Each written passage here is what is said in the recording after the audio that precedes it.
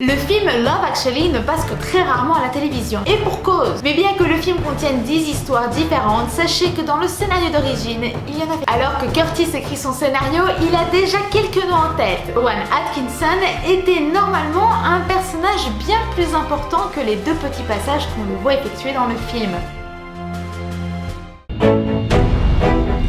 24 sur 2, troisième.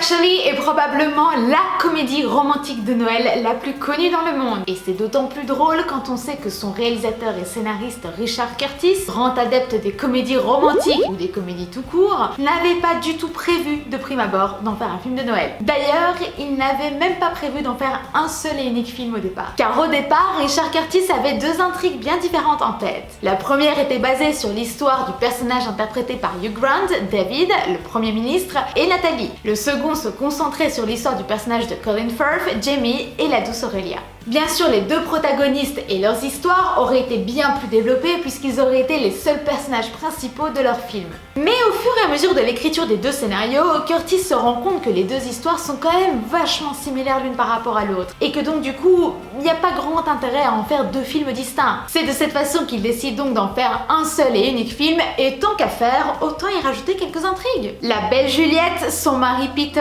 et l'amoureux transi Mark, Jamie et Aurelia, Harry, sa femme Karen et la secrétaire séductrice Mia, le veuf Daniel, son beau-fils Sam et la jolie Johanna, Sarah et Carl, Tony et Colin, Rufus alias Mr Bean, le vendeur de bijoux, Jack et Judy, les acteurs porno à leurs heures perdues afin d'arrondir les fins de mois, et enfin Bill, le chanteur old school qui tente de revenir sur le devant de la scène avec son manager Mac. D'ailleurs, ces deux derniers personnages sont les seuls de l'histoire dont les destins ne sont pas liés à ceux des autres. Une des raisons qui a poussé Richard Curtis à faire ce film était l'envie irrépressible d'avoir son petit Pulp Fiction à lui. Un film dont plusieurs intrigues se nouent et se dénouent, se croisent et se décroisent d'une façon ou d'une autre. Mais bien que le film contienne 10 histoires différentes, sachez que dans le scénario d'origine, il y en avait 14. Deux ont été coupées en cours d'écriture, notamment celle d'une jeune fille en fauteuil roulant ou encore celle d'un garçon qui écrit une chanson d'amour à l'élu de son cœur qui lui préfère le batteur.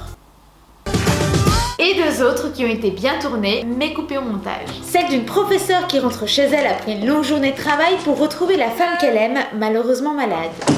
You're very late. I know. I'll be in a minute.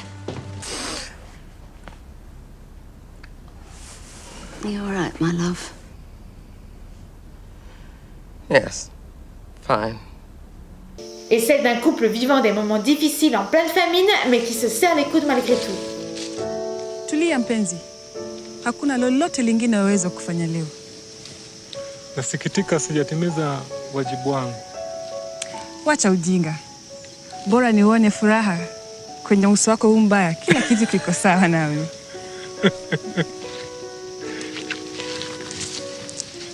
Ni lazima tuhame leo. Ikibidi, basi ni sawa.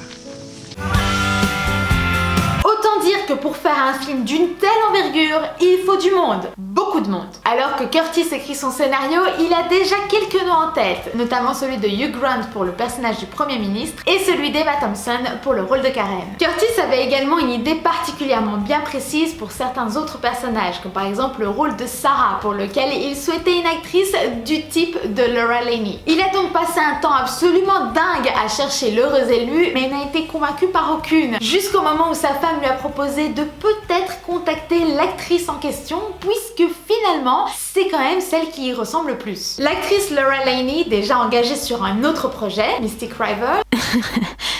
Essaye Mystic River pour voir? Ah ouais, c'est tout de suite mieux, ouais. Trouve son geste tellement touchant et le scénario sympathique au passage qu'elle accepte la proposition, et ce malgré son autre engagement. Pendant les mois qui suivent, l'actrice enchaînera les vols entre l'Angleterre et le Massachusetts afin d'assurer sa présence sur les deux plateaux de tournage. Pour le rôle de Nathalie, Curtis avait Martine McCutcheon bien précisément en tête. D'ailleurs, il souhaitait tellement l'actrice pour le rôle qu'il avait même appelé le personnage Martine dans les premiers brouillons du scénario, prénom qu'il a changé juste au moment où l'actrice est venue passer l'audition parce qu'il ne voulait pas pas que ce petit détail, certes très éloquent, lui fasse prendre la grosse tête. Pour d'autres, le casting a été bien plus simple. Billy Nighy, par exemple, a ainsi passé le casting sans même le savoir, puisqu'il a simplement lu le texte à haute voix à la demande de la directrice de casting, pensant qu'il était simplement en train de l'aider à se faire une idée bien précise du personnage en entendant le texte à haute voix. Quant à l'actrice Lucia Moniz, qui se retrouve également dans le film tout bonnement par hasard, puisqu'elle obtiendra le rôle après qu'un ami à elle ait envoyé sa photo à la directrice de casting en guise de blague. Le rôle de Claudia Schiffer n'était pas censé lui revenir à elle, mais une fois de plus à une actrice qui lui ressemblerait. Une fois n'est pas coutume, ne trouvant personne pour égaliser l'actrice elle-même, il lui proposera le rôle. Et c'est de cette façon que Claudia Schiffer touchera un peu moins de 240 000 € pour à peu près 1 minute 30 à l'écran. Curtis fera également jouer ses enfants, dont sa fille Scarlett qui jouera le rôle du homard numéro 2. And I'm the lobster. The lobster? Yeah, In the nativity play? yeah, first lobster. There was more than one lobster present at the birth of Jesus. Duh.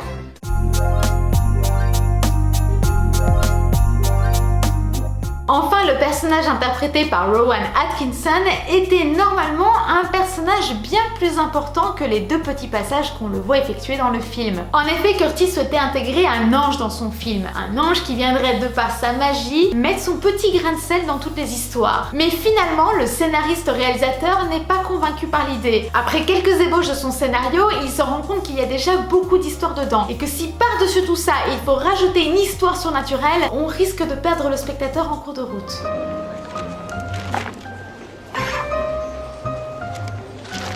Could we be quite quick, please?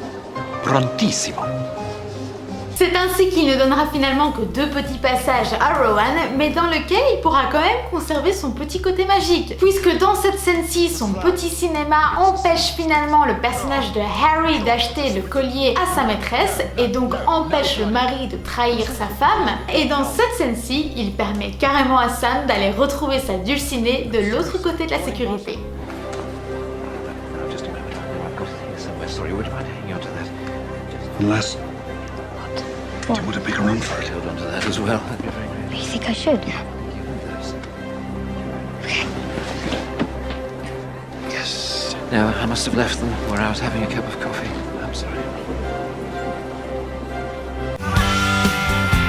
Ce qui est certain, c'est que dans ce film, on ne manque pas de scènes cultes. Que ce soit cette scène, que l'acteur Hugh Grant a refusé de faire jusqu'à la fin du tournage, estimant qu'elle n'était pas du tout fidèle à son personnage de Premier ministre, qui devrait être un poil plus sérieux et un poil moins déjanté. Il acceptera tout de même de la tourner le dernier jour du tournage et finalement se prendra même au jeu, puisqu'il nous fera un petit déhanché incroyable et se mettra même à chanter. Ce qui, soit dit en passant, n'arrangera qu'à moitié l'équipe de montage parce que maintenant qu'est-ce qu'on fait quand il ouvre la bouche ce zouavre, hein? Cette scène-ci, d'Emma Thompson, qui nous a fait une prouesse technique incroyable et tenez-vous bien, 12 fois d'affilée. Inutile de vous dire que ça a bluffé l'entièreté de son équipe, et soyons honnêtes, pas que eux. Ou cette scène-là, où Andrew Lincoln a écrit lui-même sur ses panneaux parce qu'il trouvait son écriture très jolie. Scène qui partage les avis, puisque certains trouvent son geste d'un romantisme absolu, alors que d'autres le trouvent tout à fait déplacé, voire psychopathe sur les bords. Curtis avait écrit 5 possibilités différentes pour Mark de déclarer son amour à Juliette, possibilité qu'il a été présentée à ses collègues féminines dans les bureaux. Et si ces dames ont trouvé que cette option était la plus romantique de toutes, ce n'est pas le cas de l'acteur, qui définit son personnage comme un harceleur. Quant au réalisateur, même s'il n'a pas donné un avis tranché sur la question, il a tout de même laissé un petit indice dans le film qui nous permet de nous faire une petite idée sur la question. Dans cette scène-ci, en avant-plan, vous retrouvez le DVD de Rear Window, autrement appelé en français Fenêtre sur cour, qui raconte quand même l'histoire d'un mec qui passe sa vie à observer les gens par la fenêtre.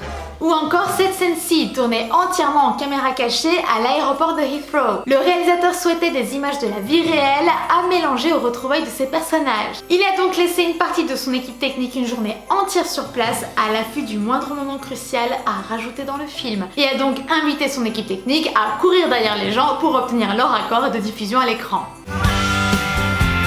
Emma Thompson joue le rôle de la femme moins jolie, moins séduisante, moins tout. Sauf que l'actrice est en réalité tout aussi mince que la secrétaire. Elle a donc dû porter un rembourrage sous son costume pendant tout le film. Chris Marshall, aka Colin le chaud lapin, a rendu l'argent que la production lui a donné pour le tournage de cette scène-là. En effet, l'acteur a estimé que cette scène était tellement agréable à tourner que clairement, c'était déjà un beau cadeau. Le film Love Actually ne passe que très rarement à la télévision. Et pour cause, les scènes entre les deux protagonistes jouant les acteurs porno empêchent souvent sa diffusion en télé. D'ailleurs, pour que le film soit diffusé aux États-Unis, elles ont carrément dû être coupées au montage. La femme jouant le rôle de la gouvernante n'est autre que la belle-mère du réal, autrement dit, la mère de sa femme. L'acteur Liam Neeson essaie d'arrêter de fumer pendant le tournage. Pour l'aider, il avait remplacé la cigarette par un cure-dent, que vous retrouverez là et là. C'est ici qu'on se quitte, dernier épisode de l'année 2020, j'espère que celui-ci vous a plu. Nous on se retrouve la semaine prochaine avec un nouvel épisode de 10 anecdotes, portez-vous bien. Allez, coupez.